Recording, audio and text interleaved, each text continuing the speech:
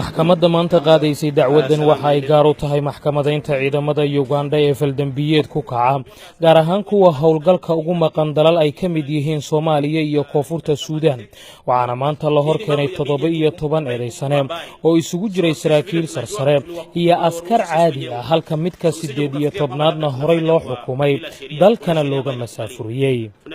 askartii ay ciidamada bilayska Soomaaliya gacanta ku soo dhigeen iyagoo iibinaya qalab iyo shidaal ay amisom leedahay 5tii bishii Juun ee sanadkan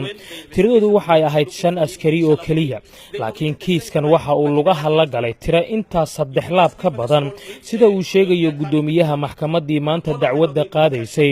Brigadier Dick Olam. So in this respect the person qofkii maamulay ee joogay albaabka dambi ayay galeen qofkii u fasaxay baabuurku inuu baxo waxa uu galay dambi dadkii baabuurtan amar la'aanta ku kaxeeyay dambi ayay iyaguna galeen kuwii shidaalka siiyay baabuurtan dambi ayay galeen marka tiradu waxay isla tegaysaa ilaa 18 askari oo falkan ku lug leh.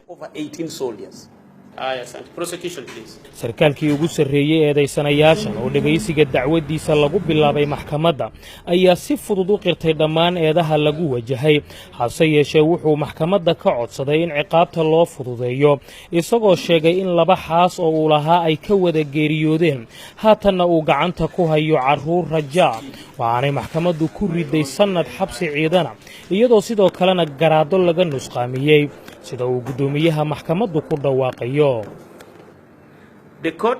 maxkamaddu waxay kugu xukuntay 1 sano oo xarig ah laga bilaabo taariikhda maanta ee lagu dhawaaqay xukunka iyada oo lagu dhigayo xabsiga militariga ee Makindi waxaana sidoo kale 1 darajo hoos loo dhigay darajadaadii militari iyadoo halkii aad gaashaanle ka ahayd aad ku noqon doontid 3 xadig leh.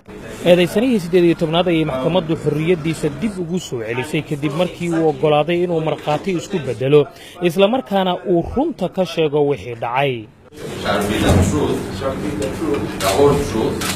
maxkamadaynta tirada dhiman ayaa lagu soo gabagabayn doonaa maalinta berrita sida uu sheegay gudoomiyaha maxkamadda Brigadier Dick Olam kasokow xukunka lagu ridana dhammaantood waxaa dib loogu celin doonaa dalka Uganda.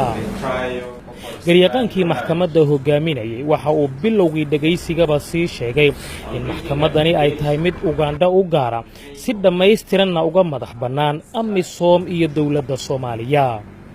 Jacfar Kuukay VOA Muqdisho.